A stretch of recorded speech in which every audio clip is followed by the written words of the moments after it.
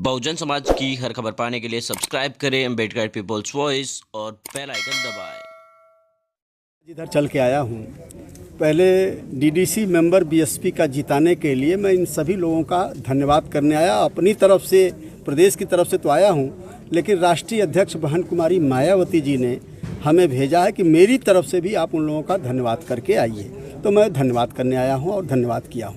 दूसरा, जिन लोगों ने आज दल को ज्वाइन किया है, खुशी हुई है, अच्छे लोग हैं, मानिंद लोग हैं, और ये लोग आने वाले समय में, अभी इन लोगों की मेहनत की वजह से ही हमारा डीडीसी मेंबर संदीप जीता है। आने वाले समय में ये लोग संकल्पित लेके हमारे साथ आ रहे हैं कि हम विधानसभा भी आप बीएसपी की ही जीतेंगे। तो इसलिए मैंने उनका ज्वाइन भी कराया, उनका स्वागत भी किया है।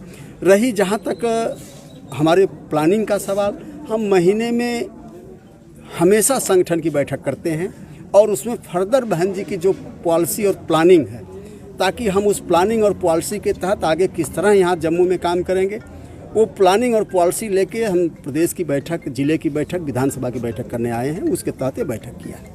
इसलिए आगे की प्लानिंग हमारी बहुत मजबूत है। बीएसपी बड़ी मजबूती से चुनाव लड़ेगी, हर सीटों पे चुनाव लड़ेगी और चुनाव जीतने के लिए चुनाव लड़ेगी।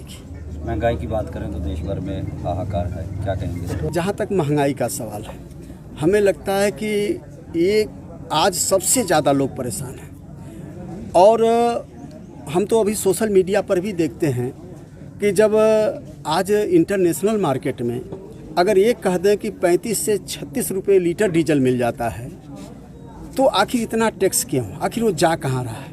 अगर एक बात कह दें कि कोरोना में आपने वैक्सीन लगाने के लिए आपने कहा कि फंड, तो 35,000 करोड़ तो आपने फंड रखा ही है।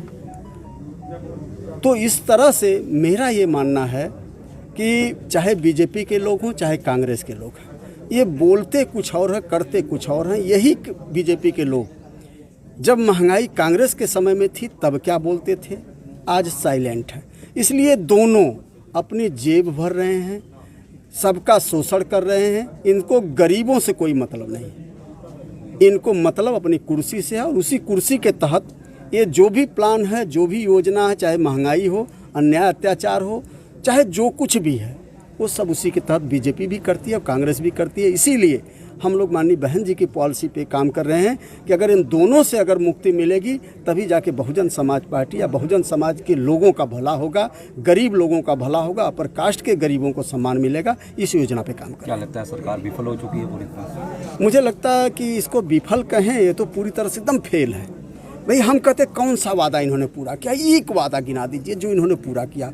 और मज़े की बात है कि जितने वादा किया, वो अगर आप नेशनल चैनल खोल लीजिए, उस वादे पे कोई चर्चा नहीं करता है। रोजगार पे कोई चर्चा करता है? महंगाई पे चर्चा थोड़ी सी अभी शुरू हुई है, रोजगार पे चर्चा नहीं हो रही है। वो स्मार्ट सिटी पे चर्चा नहीं हो रही है, बुलेट ट्रेन पे चर्चा नहीं हो रही है। ये तमाम जो चीज़ें इन्होंने वादा किया था, उस पर चर्चा नहीं हो रही। तो इसलिए ये सरकार जो कह के आई, जस्ट उसके उल्टा, इसलिए फेल ही नहीं। ये तो अगर फेल से भी नीचे कोई शब्द होता तो उतने नीचे चले।